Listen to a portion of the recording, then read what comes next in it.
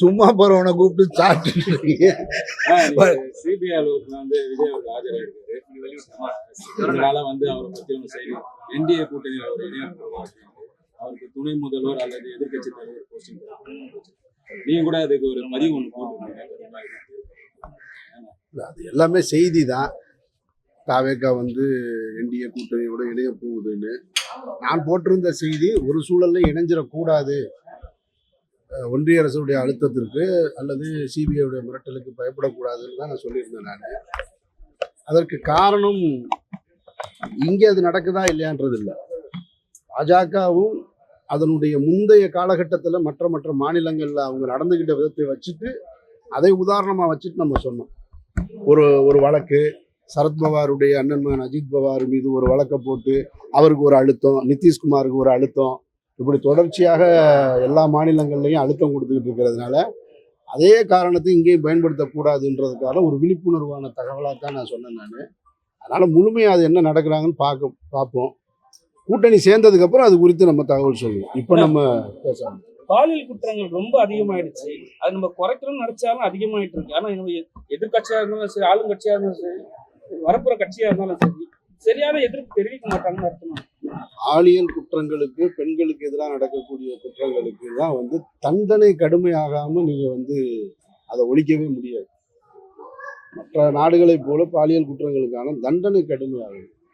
ஹாசினி என்ற ஒரு சிறுமி கற்பழிப்பு வழக்கில் கைது செய்யப்பட்ட அந்த பையனுக்கு விடுதலை கிடைச்சிருக்கு. அவன்தான் அந்த ஹாசினி கொலை வழக்கில் இருந்து திரும்ப வந்து மீண்டும் தன்னுடைய தாயாரையும் கொலை செய்கிறான். ஆனால் அந்த பையன் மீண்டும் வந்து வழக்கில் இருந்து விடுதலை ஆகிறான்னா இந்த சட்டத்தில் இருக்கிற ஓட்டையை நம்ம எப்படி தெரிஞ்சுக்கிறது? அப்போ என்னவா அவன் மேலே வழக்கு பதியப்பட்டது? அதில் சொல்லப்படுற காரணங்கள் வந்து 1 hour கேப் இருக்குது. அந்த குழந்தை இறந்ததுக்கும் அவன் வேற இடத்துல இருந்ததுக்குன்னு சொல்கிறாங்க. அது இல்லை, அதனால அவன் விடுதலை செய்யப்பட்டான் அப்படின்னு சொல்கிறது இருக்கு இல்லையா? இது வந்து மிகப்பெரிய கேவலம், அவமானம்னு நினைக்கிறேன். அந்த சிறுமியின் மரணத்திற்கு நீதி கிடைக்காதப்பவே இங்கே சட்டத்தில் நிறைய ஓட்டை இருக்குன்னு நம்மளால புரிஞ்சுக்க முடியுது. சட்டம் தண்டனை கடுமையாக்கப்படாமல் இதை ஒழிக்க முடியாதுன்றது என்னுடைய கருத்து. தேவைக்க கட்சி வந்து மதுவிலக்கு கொண்டு வரணும் சொல்லியிருக்காங்க. ஆனா அவங்க கட்சியை சார்ந்த ஒருத்தர் வந்து ஏர்போர்ட்ல மது பாட்டில் எடுத்து போயிட்டு மாட்டிக்கினாரு சொல்றாங்க. அது உங்களுக்கு கருத்து? சொல்லும் செயலும் ஒன்றா இருக்கணும். அறிவுரை மற்றவங்களுக்காக இருக்கக்கூடாது, தன்னிலிருந்து தொடங்கணும். அது எல்லா அரசியல்வாதிகளுக்கும் பொருந்தும்னு நினைக்கிறேன். நான் இந்த பூரண மதுவிலக்கு அப்படின்றது வந்து இந்தியாவில் இனிமேல் சாத்தியமே இல்லை அப்படின்றது தான் மறுக்க முடியாத உண்மை. யாராவது அப்படி சொன்னாங்கன்னா அது பொய் அப்படின்றத நீங்கள் விளங்கிக்கணும். உலகம் முழுவதுமே மது வந்து தங்களுடைய உணவுப் பொருளில் ஒன்றாக கலந்துருச்சு. அதிலும் குறிப்பாக இந்தியா போன்ற நாடுகளில் மது வந்து புத்தாண்டு விழாக்களாக இருக்கட்டும், கிரிக்கெட் போன்ற விழாக்களாக இருக்கட்டும், மற்ற எல்லா விழாக்கள்லையுமே பொதுவெளியிலேயே மது வந்து பயன்படுத்தப்படுது. அப்படி இருக்கும் பொழுது நமக்கு அண்டை மாநிலமான பாண்டிச்சேரியில் போனீங்கன்னா நீங்கள் வந்து மது வந்து ஹோட்டல்களில் குடும்பத்தோடு உட்காந்து அருந்துறதை நீங்கள் பார்க்க முடியும். அதனால் இதை வந்து கட்டுப்படுத்தணுமே தவிர இல்லை அப்படின்னு சொல்கிறது அது ஒரு பொய், அது ஒரு அரசியல் பொய் வாக்குறுதியாக தான் நீங்கள் நினைக்கணும். நான் அப்படி தான் நினைக்கிறேன். நான் சமீபத்தில் ஆதவர்ஜன் ஒரு கூட்டத்தில் பேசும்போது ரஜினி அவர்கள் வந்து அரசியலுக்கு வராத காரணம் திமுகவோட மிரட்டல் தான் காரணம்னு சொல்லுவாங்க. ரொம்ப கொதிப்படைச்சு. அது அவருடைய அறியாமை குறித்த பேச்சு, அறிவீனத்தின் உச்சம், ஒரு தான் தோன்றித்தனமான பேச்சு. அவர் முதல்ல ஒரு அரசியல்வாதியே கிடையாது அப்படின்றது என்னுடைய நீண்ட நாள் கருத்து. நான் பல முறை சொல்லிட்டேன். அவர் ஒரு அரசியல்வாதி கிடையாது. அவர் ஒரு முதலாளி, ஒரு லாட்டரி சீட்டு ஓனர். அவர் அவ்வளோதான். லாட்டரி விற்று பணம் சம்பாதிக்கிற ஒரு அதிபர். அவர் திடீர்னு வந்து விஜய் அவர்களுடைய புகழ் வெளிச்சத்தில் ஒட்டிக்கிட்டு இருக்காரு தவிர அண்ணன் திருமாவளவனுடைய புகழ் வெளிச்சத்தில் ஒட்டிக்கிட்டு இருந்தார். திமுகவின் முதன்மை குடும்பத்தோட ஒட்டிக்கிட்டு இருந்தார்.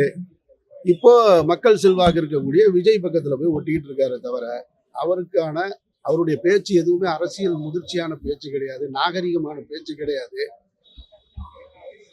மக்களால் தேர்ந்தெடுக்கப்பட்ட முதல்வரை முட்டாள் முதல்வர்னு சொல்றாரு. எனக்கு என்ன வருத்தம்னா அவர் சொல்றாரு திமுகவிலிருந்து எந்த விதமான எதிர்ப்பும் இல்லை. ரஜினி ரசிகர்கள் கூட கொந்தளிக்கிறாங்க. ரஜினிகாந்த் அவர்கள் அரசியலுக்கு வரலனாலும் அவர் மீது பேரன்பு கொண்ட ரஜினி ரசிகர்கள் வந்து அதற்கு எதிர்வினை ஆற்றுறாங்க. திமுகவில் பதவியில் இருக்கவங்களும் சரி, இத்தனை கோடி தொண்டர்களும் சரி அமைதியாக இருக்கிறாங்கன்னா என்ன காரணம்னு தெரியல.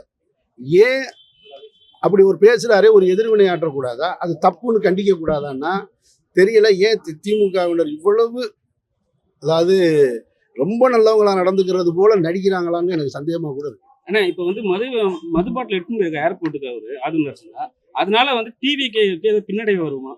இந்த யுகம்லாம் சொல்ல வேண்டிய, நீ மது அருந்தா எல்லாரும் தான். இல்ல அருந்தது வேறன்னா எடுத்துன்னு போறது 1 hour கூட பொறுத்துக்க முடியாதுன்னு சொல்லிட்டு மத்தவங்க எல்லாம் கேள்வி கேட்கறாங்க. அவங்களுடைய நேர்மையை அறத்தை நீங்க இதுல தெரிஞ்சுக்கிறதுக்கான வாய்ப்பு கிடைச்சிருக்கு அப்படின்னு நீங்க விளங்கிக்கங்க. அவர் என்னைக்காவது மதுவிலக்கு எதிராக போராடினாருன்னா இந்த காட்சியை எடுத்து போடுங்க. போராடுவார், என்னைக்காவது அட்டையை பிடிச்சிட்டு நிப்பாருல, அப்ப இந்த காட்சியை போடுங்க. நீங்க பேக்கில் கொண்டு போனது என்னன்னு கேளுங்க. அவங்க கட்சிக்காரங்களே பெண்கள் வந்து நிறைய பேர் வந்து இப்போ குற்றச்சாட்டு வைக்கிறாங்க. பெண்களுக்கு பாதுகாப்பு இல்லை, பெண்களை வந்து தரக்குறைவாக பேசுறாங்க, மற்ற கட்சிக்காரங்க பேசுற மாதிரி எங்களையும் பேச ஆரம்பிக்கிறாங்கன்னு சொல்லிட்டு நாங்க ஏதாவது எதிர்ப்பு தெரிவிச்சா அப்படி சொல்றாங்க. அதை பத்தி அதெல்லாம் வந்து இந்த சோசியல் மீடியால இருக்கக்கூடிய அபிமானம் கொண்டவர்கள் இருக்காங்க இல்லையா, அவங்க பேசுறத நம்ம நிறைய கேட்குறோம். நம்ம நிறைய அவர்கள் தலைவருடைய மனைவியவே குறித்து விமர்சனம் பண்றாங்க. அதெல்லாம் இயலாதவன், கருத்தியலாக மோத முடியாதவன் அவதூறை கையில் எடுப்பான். ஸோ கருத்துக்கு எதிர்கருத்து. உங்ககிட்ட கருத்து இல்லையா, அவனை பத்தி தீய வார்த்தைகளை கெட்ட வார்த்தைகளை திட்ட வேண்டியது, இது ஒரு அரசியல் பண்புன்னு நினைச்சிட்டு இருக்காங்க. இதெல்லாம் ரொம்ப 3ஆம் தரமான 4ஆம் தரமான பேச்சு. இதையெல்லாம் தவிர்த்துக்க வேண்டியது எல்லோருக்குமான பொறுப்புன்னு நான் அடிக்கடி சொல்லிட்டு இருக்கேன். என்ன கருத்து வேணாலும் வைக்கலாம். நானெல்லாம் எவ்வளோ பெரிய கருத்தை சொன்னாலும் ஐயா மரியாதைக்குரிய ஒன்றிய பிரதமர் மோடின்னு தான் சொல்லுவேன். தனிப்பட்டையோ ஒருமையில பேசுவதோ தரக்குறைவாக பேசுவதோ ஏற்கவே முடியாது. அவர்களுக்கெல்லாம் அரசியல் தெரியலன்னு தான் அர்த்தம். இந்த அன்னைக்கு டேட் அனௌன்ஸ் பண்ணியாச்சு. மே 4ஆம் தேதி தெரிஞ்சிடும் ஆட்சி மாற்றம். நன்றி. அது போட்டனே, அது போட்டாச்சு, முடிஞ்சிருச்சு. அதுக்கு எதிர்க்கிறது வந்துருச்சு, பதில் நிறைய போட்டாங்க அவங்க. ஆமா, அதுல தம்பி வந்து அவர் பேர் என்ன, ஒருத்தர் இருக்காரு தாவேகால, தம்பி, அந்த தம்பி, அந்த மணி வந்து எனக்கு எதிராக ஒரு கருத்து பேசியிருக்காரு ஒரு மேடையில். அதை பார்த்து நான் சிரிச்சுக்கிட்டேன். நான் அவர் வந்து எங்களை தலைவரை பற்றி பேசுவேன், நான் அவரை பற்றி எதுவும் பேசலை. தாவேகா தலைவர் விஜய் குறித்து எந்த கருத்தும் நான் சொல்லலை. அந்த கருத்து, அந்த கட்சியுடைய நிலைப்பாடை பற்றி தான் நான் கருத்து சொல்கிறேன். தனிப்பட்ட விமர்சனம் பண்ணுறதில்ல. ஆனால் அவர் ஒரு கூடியிருக்கிற கூட்டத்தில் அவருக்கு முன்னாடி வந்திருப்பாங்கள்ல அந்த கட்சிக்காரங்க, அவங்கள சந்தோஷப்படுத்துறதுக்காக அப்படி என்னையை திட்டினா அவருக்கு கட்சியில் உடனே சீட்டு கொடுத்து அவரை மந்திரி ஆக்கிடுவாங்கன்ற மனநிலையில் ஒன்று பேசியிருக்காரு அந்த தம்பி. அந்த தம்பிக்கு நான் நினைவுபடுத்த விரும்புகிறேன். தம்பி மணி, சர்க்கார் படம் வந்தது இல்லையா, அப்போ நடிகர் விஜய்க்கு எதிர்ப்பு இருந்தது இல்லையா, அப்போ முதல் ஆளாக ஆதரவாக நின்னவே நான். அப்போ நீங்கள் எந்த ஸ்கூலில் படிச்சுட்டு இருந்தீங்க? போய் பாருங்க. உங்களோட நீங்கள் பேக்கில் போய் ஸ்கூலுக்கு போனீங்களா, ஸ்கூலை கட்டடிச்சு வேற எங்கேயாவது போனீங்களான்னு பாருங்க. ஒன்று, ஹரிஹர ராஜா சர்மா வந்து ஜோசப் விஜய்ன்னு சொல்லி கண்டனம் தெரிவித்தார் இல்லையா, அதற்கு முதல் முறையாக எதிர்ப்பு தெரிவித்து அவர் ஜோசப் விஜயாக இருந்தால் என்ன, விஜய் முகமதுவாக இருந்தால் என்னன்னு சொல்லிட்டு முதல் எதிர்ப்பு குரலையும் விஜய்க்கான ஆதரவு குரல் கொடுத்தவன் நான். அப்போ அந்த தம்பி எங்கே இருந்தாலும் போய் கேட்க சொல்லு. வேற ஏதாவது வீட்டு வாசல குண்டு விளாண்டுருப்பாரு.